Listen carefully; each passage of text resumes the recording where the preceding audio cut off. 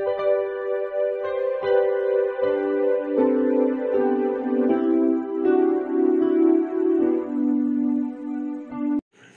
Students, প্রথমেই UK educational টিপসের পক্ষ থেকে তোমাদের সকলকে স্বাগত জানাই।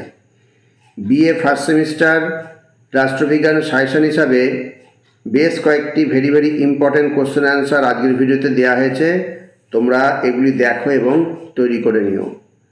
রাষ্ট্রবিজ্ঞানের মেজর এবং মাইনর স্টুডেন্টসদের জন্য রাষ্ট্র, জাতি এবং সার্বভৌমত্ব থেকে কতগুলি ভেরি ইম্পর্ট্যান্ট কোশ্চেন অ্যান্সারের পার্ট 1 আজকের ভিডিওতে তোমাদের দেওয়া হলো, যেগুলি তোমাদের আগামী সেমিস্টার পরীক্ষার জন্য বিশেষভাবে গুরুত্বপূর্ণ। সুতরাং স্টুডেন্টস, এই প্রশ্নোত্তরগুলি তোমরা তৈরি করে নিও, তোমাদের পরীক্ষায় বিশেষভাবে সাহায্য করবে। এখন দেখি আমরা সংক্ষিপ্ত প্রশ্নোত্তর। প্রতিটি প্রশ্নের মান হচ্ছে 2। আজকের প্রথম প্রশ্ন হচ্ছে, অ্যারিস্টটল কিভাবে রাষ্ট্রের সংজ্ঞা দিয়েছেন? অ্যারিস্টটল স্বাবলম্বী ও পরিপূর্ণ জীবনযাপনের উদ্দেশ্যে সংগঠিত কয়েকটি পরিবার ও গ্রামের সমষ্টিকেই রাষ্ট্র বলেছেন। এবার 2 নম্বর, রাষ্ট্রকে কারা আত্মসচেতন নৈতিক সত্তা হিসেবে দেখেছেন? কান্ট এবং হেগেল রাষ্ট্রকে আত্মসচেতন নৈতিক সত্তা হিসাবে দেখেছেন। পরবর্তী প্রশ্ন, হেগেল রাষ্ট্রকে কিভাবে সংজ্ঞায়িত করেছেন? হেগেল রাষ্ট্রকে মর্তে ঈশ্বরের পদচারণা, স্বাধীনতার বাস্তব রূপায়ণ ও নৈতিক চেতনার বাস্তব রূপ বলে চিহ্নিত করেছেন। এবার পরবর্তী প্রশ্ন, হেগেলের মতে রাষ্ট্রের বিকাশ ঘটে কিভাবে? হেগেলের মতে এক স্বাভাবিক জৈব প্রক্রিয়ায় রাষ্ট্রের উৎপত্তি ঘটে এবং রাষ্ট্র হল এক স্বাভাবিক জৈব সত্তা। ভাবজগতের দ্বান্দ্বিক প্রক্রিয়ায় রাষ্ট্রের বিকাশ ঘটে। নেক্সট প্রশ্ন 5 নম্বর, হেগেলের মতে রাষ্ট্র কী ধরনের প্রতিষ্ঠান?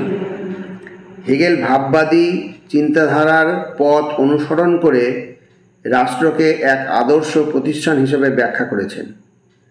তাই তার মতে রাষ্ট্র একটি সর্বশ্রেষ্ঠ প্রতিষ্ঠান। রাষ্ট্রের ইচ্ছাই হল অবশ্য পালনীয় আইন। এদিক থেকে হেগেল মনে করেন, the state is an end in itself. এই প্রশ্নগুলো তোমাদের প্রত্যেকটাই তোমাদের এই সেমিস্টার পরীক্ষায় বিশেষভাবে গুরুত্বপূর্ণ, অতএব তোমরা এগুলো তৈরি করে নিও। আর এখানে 6 নম্বর প্রশ্ন দেখো, হেগেলের মতে রাষ্ট্র কিভাবে স্থায়ী হয়েছে? হেগেলের মতে রাষ্ট্র বল প্রয়োগের মধ্য দিয়ে যেমন গড়ে ওঠেনি, তেমনি তা আদিম মানুষের মধ্যে চুক্তির মাধ্যমেও গড়ে ওঠেনি। তিনি মনে করেন রাষ্ট্র হলো একটি সচেতন সৃষ্টি। তার মতে রাষ্ট্র হলো মানুষের সামাজিক ও রাজনৈতিক প্রবৃত্তির বিকাশের ও বিবর্তনের সচেতন ফলশ্রুতি।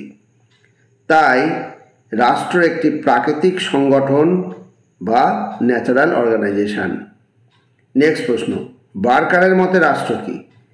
বার্কার রাষ্ট্র বলতে এমন একটি নির্দিষ্ট বিশেষ ধরনের সংগঠনকে বুঝিয়েছেন যা বাধ্যতামূলক আইন ব্যবস্থা সংরক্ষণের বিশেষ উদ্দেশ্য সাধনে নিয়োজিত এবং যা প্রচলিত প্রথা ও প্রয়োগযোগ্য আইনের মাধ্যমে তার কার্যাবলী পরিচালনা করে।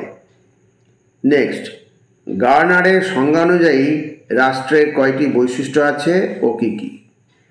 গার্নারের সংজ্ঞা অনুযায়ী রাষ্ট্রের 4টি বৈশিষ্ট্য আছে।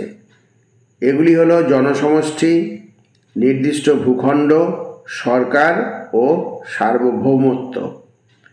নেক্সট, রাষ্ট্রের 2টি গৌণ বৈশিষ্ট্য লেখো। রাষ্ট্রের 2টি গৌণ বৈশিষ্ট্য হলো স্থায়িত্ব ও আন্তর্জাতিক স্বীকৃতি। এবার পরবর্তী প্রশ্ন, মার্ক্সবাদীরা রাষ্ট্রকে চিরস্থায়ী বলে মানতে চাননি কেন?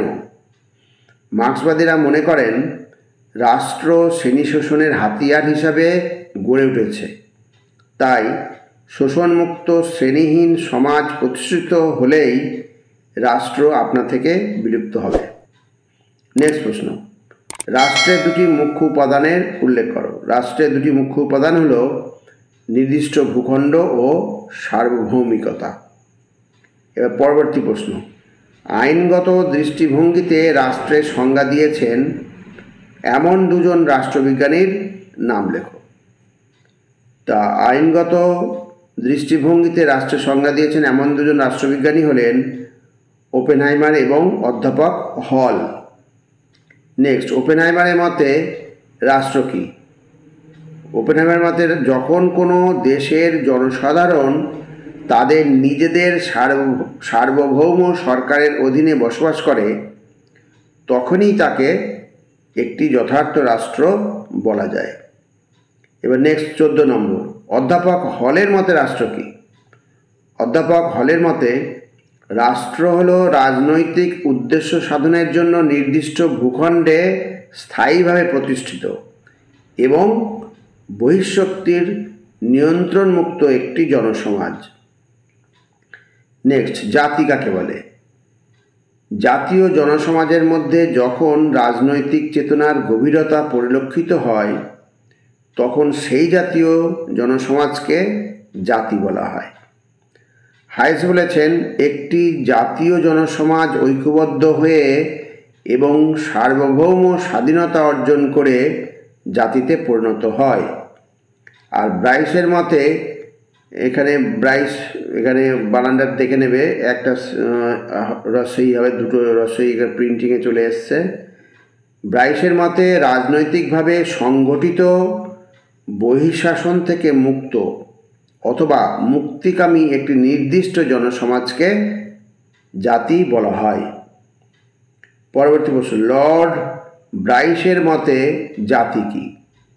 লর্ড ব্রাইসের মতে রাজনৈতিকভাবে সংগঠিত বহিঃশাসন থেকে সর্বপ্রকারে মুক্ত অথবা মুক্তকামী একটি নির্দিষ্ট জনসমাজকে জাতি বলে। এইবার 17 নম্বর, জনসমাজ কখন জাতিতে রূপান্তরিত হয়? এবং জাতিতে রূপান্তরিত হয় জনসমাজের মধ্যে এক গভীর স্বাতন্ত্র্যবোধ দেখা দিলে জাতীয় জনসমাজের উদ্ভব ঘটে। জাতীয় জনসমাজের মধ্যে সুগভীর রাজনৈতিক চেতনার জন্ম হলে জাতীয় জনসমাজ জাতিতে রূপান্তরিত হয়। নেক্সট, জাতীয় জনসমাজ বলতে কী বোঝো? ভেরি ইম্পর্টেন্ট প্রশ্ন প্রত্যেকটাই। একটি জনসমাজ যখন ঐক্যবদ্ধ হয়ে অন্যান্য জনসমাজ থেকে নিজেকে সম্পূর্ণ স্বতন্ত্র মনে করে তখন সেই জনসমাজকে জাতীয় জনসমাজ বলে।